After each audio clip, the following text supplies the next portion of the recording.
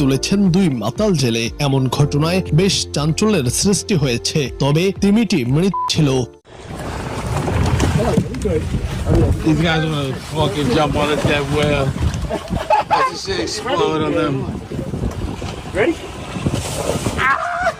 একটি ভিডিওতে দেখা যায় মাঝ সমুদ্রে একটি বিশাল তিমির দেহ ভেসে যাচ্ছে। তিমির দেহটি দেখতে পেয়ে সেদিকে এগিয়ে যায় জেলেদের একটি নৌকা। তিমির দেহের সঙ্গে ঠেকিয়ে নৌকাটি থামানো হয়। নৌকাটি থামার পর সেখান থেকে দুজন জেলে তিমির পিঠে চড়ে বসেন।